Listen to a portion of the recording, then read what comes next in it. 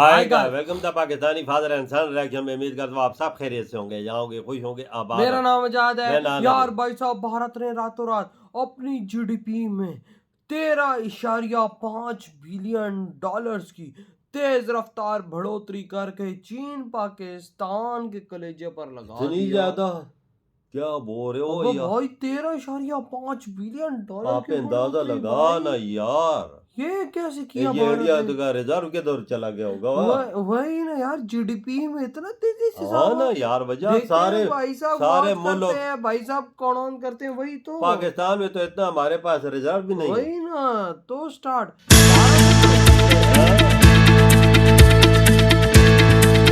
भारत की अर्थव्यवस्था ने दुनिया को चौंका दिया है। वित्त वर्ष 2025 की चौथी तिमाही में भारत ने 13.5 अरब डॉलर का चालू खाता सरप्लस दर्ज किया है, जो जीडीपी का 1.3% है। ये केवल एक संख्या नहीं है, ये है भारत की ताकत, ये कैसे आत्मनिर्भरता कर रहा है यार भारत? और वैश्विक आर्थिक अखाड़े में बढ़ता वर्चस्व। और वहीं मोदी जी अमेरिका, कौन सी ऐसी चीन चाणक्य और नीति? यूरोप की अर्थव्यवस्थाएं लड़खड़ा रही हैं। वो गिर वाह, अब सबसे क्या? पहले आप जान लीजिए चालू खाता सरप्लस का मतलब क्या है। दरअसल चालू खाता यानी करंट अकाउंट किसी देश के अंतरराष्ट्रीय लेन देन का आईना होता है। यानी हम दुनिया को कितना बेचते हैं और कितना खरीदते हैं। अगर हम ज्यादा कमा रहे हैं और कम तो खर्च वो कर रहे सरप्लस है हैं ना? तो उसे बिल्कुल, कहते वही हैं ना। चालू खाता सरप्लस। अब इसी को लेकर खबर है कि वित्त वर्ष 2025 की चौथी तिमाही में भारत ने जो 13.5 अरब डॉलर का सरप्लस दर्ज किया है, देखो वो पिछले साल की ये इसी तिमाही के पाकिस्तानी मुकाबले बच्चों तो लगभग देखो, 3 गुना इंडिया है। की बढ़ोतरी। पिछले साल इसी समय क्या सरप्लस हो रही है? सिर्फ 4.6 अरब डॉलर था। अच्छा, अगर पूरे वित्त वर्ष की बात करें तो फाइनेंशियल ईयर 2024 से 25 में भारत का चालू खाता घाटा सीएडी सिर्फ 0.6 रहा जीडीपी का, जो कि फाइनेंशियल ईयर 2023-24 में 0.7% अच्छा। था। यानी घाटा घट रहा है और भारत एक सरप्लस नेशन की ओर बढ़ रहा है। वित्त वर्ष 2025 की तीसरी तिमाही में भारत को 11.3 अरब डॉलर का सीएडी था, लेकिन चौथी तिमाही में वही घाटा पलटकर बन गया एक सरप्लस। अब सवाल है कि क्यों हुआ यह बड़ा धमाका? दरअसल इस बड़े बदलाव के पीछे 3 मुख्य कारण हैं। पहला है विदेशों को जो ब्याज, लाभांश आदि देना होता है, उसमें इस बार भारी गिरावट आई। अच्छा, इससे हमारे पास ज्यादा विदेशी मुद्रा बची। अच्छा। दूसरा है वित्त वर्ष 2025 की चौथी तिमाही में भारत को सर्विस सेक्टर से 53 अरब डॉलर मिले, जो कि पिछले साल से 10 अरब डॉलर ज्यादा हैं। आईटी, बिजनेस प्रोसेसिंग और कंसल्टेंसी सर्विसेज ने तगड़ा योगदान दिया। तीसरा है वित्त वर्ष 2025 की चौथी तिमाही में व्यापार घाटा 79.5 अरब डॉलर रहा, अच्छा। जो तीसरी तिमाही के 79.3 अरब डॉलर से काफी कम है। देखा जाए तो जब पश्चिमी देश आर्थिक मंदी की तरफ बढ़ रहे हैं, भारत का यह सरप्लस बताता है कि हमारी नींव मजबूत है। बिल्कुल। भारत अब केवल एक उभरती हुई अर्थव्यवस्था नहीं, बल्कि एक गाइडिंग इकोनॉमिक पावर बन चुका है। जहां अमेरिका की चालू खाता घाटा जीडीपी का 3% से ज्यादा है, वहीं भारत का 0.6 पर सिमटना एक बड़ी जीत वाह, है। क्या? चौथी तिमाही में एफडीआई यानी विदेशी प्रत्यक्ष निवेश सिर्फ 0.4 अरब डॉलर रहा, जबकि पिछले साल इसी समय 2.3 अरब डॉलर था। पूरे साल की बात करें तो फाइनेंशियल ईयर 2025 में एफडीआई सिर्फ 1 अरब डॉलर रहा। यह चिंता की बात है। एफपीआई यानी फॉरेन पोर्टफोलियो इन्वेस्टमेंट में भी गिरावट आई।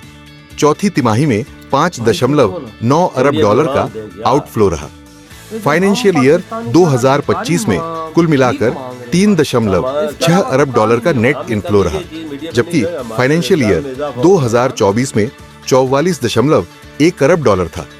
पर एक अच्छी खबर ये रही कि एक्सटर्नल कमर्शियल बोरोइंग्स यानी विदेशी कर्ज में इजाफा हुआ।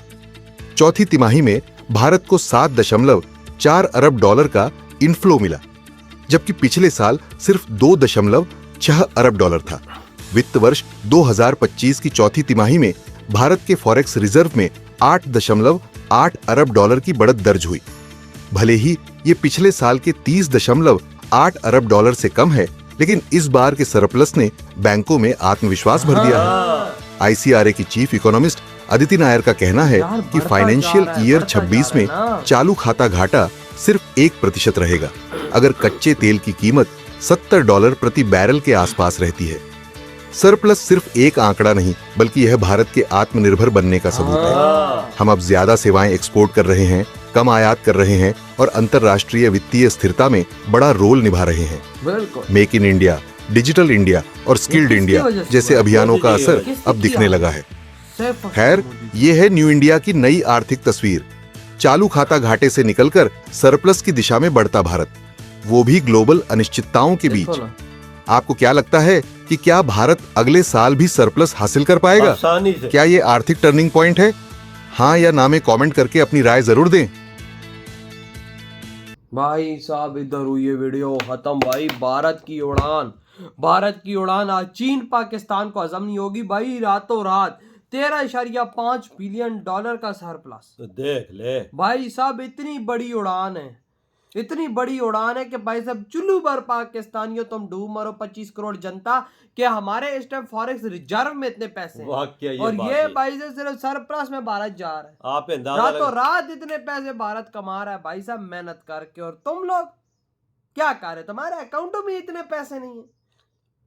भारत ये हाल है हम लोगों का। भारत देखो, चाइना, अमेरिका, सारी की इकोनॉमी लड़खड़ा रही है, वो सारी नीचे है। और इंडिया की इकोनॉमी कैसा बूस्ट भरा हुआ देखो है ना भाई, जीडीपी कितनी बढ़ती जा रही है भारत की। वो यार $13.5 बिलियन। भाई साहब यानी भारत बाहर से कम सामान ले रहा है और उनको ज्यादा दे रहा है। इंपोर्ट कम है, एक्सपोर्ट ज्यादा है। ये देखो ना, आज ये मोदी क्या? जी ने वो भी चीजों को पार कर लिया। आज मोदी जी इंपोर्ट कम कर रहे हैं और एक्सपोर्ट धड़ाधड़ दुनिया को यार कर वो जा रहे हैं। दुनिया में देख रहे हैं ना, जो चीजें हम अपने देश में बनाते हैं वो बाहर से क्यों खरीदे हम? जो अपने देश मेक इन इंडिया चलाया वो उसके तहत हर चीज में देश में बन रही है ना, और लोग उसको यूज भी करता है। हमारी तरह तो नहीं, सुई भी नहीं बना सकते, तो मेड इन चाइना हमें देता है तो वो हम इस्तेमाल करते हैं। बिल्कुल। और हमने फैक्ट्रियां पाकिस्तान में लगाई हुई है किस चीज की? भिखारियों की, गधों की, कुत्तों की। उनका गोश्त काट के दही जा रहा है। हमने एक सुई की फैक्ट्री नहीं लगाई। अंदर गधे काटने की फैक्ट्री हो, गधे का गोश्त बनाने की फैक्ट्री, उस देश से हम क्या एक्सपेक्ट कर सकते हैं वो कितना आगे जाए? इंडिया किस किस में कमा रहा है? कोई एक चीज तो नहीं। आईटी का शोबा उठा के देख ले, मेडिकल का शोबा उठा के देख ले, और कितने सेक्टर हैं जिधर से खाने पीने की चीजों में उसमें अरबों डॉलर आ रहा है। हर चीजें जा रही हैं इंडिया की। इस टाइम दुनिया की कोई ऐसी चीज छोड़ी नहीं है जिसके अंदर भारत ने इस टाइम हाथ ना डाला हुआ। हर चीज के अंदर भारत ने हाथ डाला हुआ है और भारत को उसमें प्रॉफिट हो रहा है। यार देख ले भारत जिस चीज को, अगर भारत मिट्टी को हाथ डाल रहा है ना, तो इस टाइम भारत के लिए मिट्टी सोना बन रही है। और हम पाकिस्तानी अगर सोने को हाथ लगा रहे हैं तो वो कचरा बनती जा रही है, मिट्टी बनती जा रही है भाई साहब। क्योंकि हमारी हरकतें, हम पाकिस्तानियों की हरकतें ऐसी है ना कि भाई साहब ऊपर वाला भी कहता है कि अगर तुम्हारी हरकतें ऐसी रहेंगी तो तुम्हें मैं बर्बाद कर दूंगा। और ये वाला हाल हमारे साथ बिल्कुल। वजह इंडिया की और चीज भी नहीं। रशिया से इंडिया कितना क्रूड ऑयल कह रहा है, तकरीबन 50% ले रहा है, और वो दुनिया में दे भी रहा है। देख ले, दुनिया को एक्सपोर्ट कर रहा है। हमारे में ये जरूरत भी नहीं ना कि कोई चीज लेके साफ करके एक्सपोर्ट कर तो भाई साहब कुत्ते की तरह पट्टा जो बांधा हुआ है अमेरिका ने हमारे गलों में, हम कहां से कर सकते हैं? इंडिया तो वो चीज नहीं बांधता। सामान लेने के लिए भी पैसा चाहिए ना। असल चीज है, आप बाजार में जाओगे तेल लेने, आपके पास पैसे ही नहीं होगा और अगर तो आपको चपेड़ मार के भगाएगा। चीज है वजह इंडिया के पास रिजर्व है। हमारे साथ तो यही हो रहा है पाकिस्तानियों के साथ। हमें तो चपेड़ मार के भगा देते कि हटो बेकारियों, भागो इधर से। यही चीज है। और भाई ऊपर से फिर मोदी जी रातों रात अपने देश के अंदर बिलियंस ऑफ डॉलर्स का इजाफा करके भारत को एक नई उड़ान दे रहे हैं। जब वो चीज को देखते हैं ना हम लोग, तो भाई हमें शर्म आ जाती है कि इस महान भारत जैसी धरती से हमें अलग कर दिया गया। $13.5 बिलियन की बढ़ोतरी, इस अजीम धरती से हम पाकिस्तानियों को अलग कर दिया गया और आज भी हम अंग्रेजों के चाट के उनके गुलाम बने हुए। हम का शेख होते, आज इंडिया के साथ मजे ले रहे होते। आज हम अलग हैं तो आज हम दुनिया से लंते खा रहे हैं। तो भाई आपके क्या थॉट है इस बारे में? इधर ही वीडियो तुम करते तो